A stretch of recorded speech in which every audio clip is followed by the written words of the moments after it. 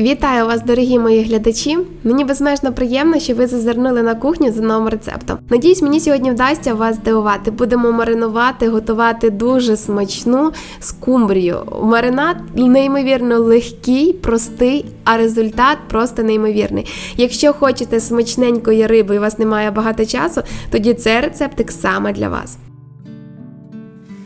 Одну таку досить велику цибулину я подрібнюю. Нарізаю ось таким чином, а ви вже нарізаєте так, як подобається вам. Але знайте, цибульки беріть багато, тому що і цибуля виходить дуже-дуже смачна. Поки відкладу все в сторону, займуся рибкою. Сьогодні використовую скумбрію, у мене 2 штуки таких досить жирних рибини.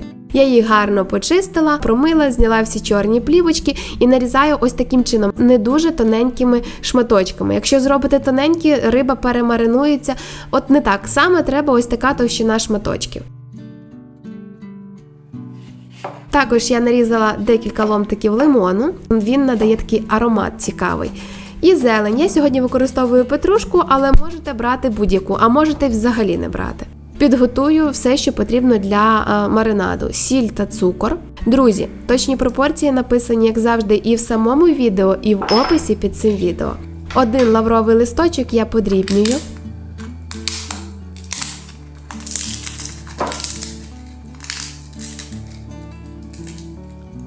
І додаю сюди мелений коріандр, трішки зерен коріандру і суміш перцю горошків. Можна взяти ще духмяний перець. Це все перемішаю між собою, поки відкладу в сторону. І буду збирати баночки. Дивіться, я люблю маринувати це в банках. Одна скумбрія якраз входить в баночку 800 мл, саме добре, із зеленю, з цибулею. І ось чередую. Я брала 2 рибини, візуально ось свою зелень, свою сіль, цю суміш з цукром, поділила на 2 частини. Викладаю шарами, там риба, цибулька, зелень, посипаю сіллю з цукром, знову таки цибулька, зелень, знову посипаю половина солі з цукром. І ці 2 рибинки, як ви бачите, в мене щільно вляглися у баночки по 800 мл. Далі я зготую заливку. У мене є переварена водичка, яка охолола до кімнатної температури. Додаю сюди 9% оцет та олію. Гарно це все перемішую і ось так помішуючи, цією сумішю заливаю нашу рибу.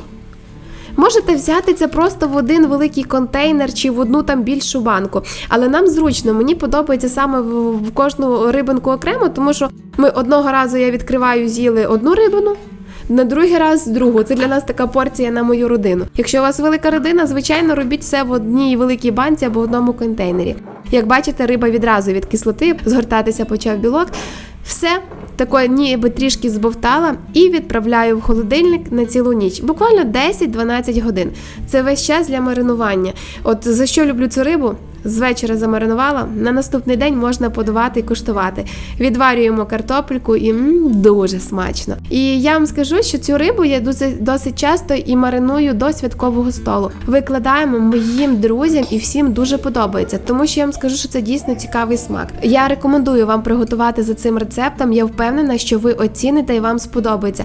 Це, мабуть, один із кращих варіантів засолки чи маринування скумбрії, які є на моєму каналі. Є у мене досить багато рецептів.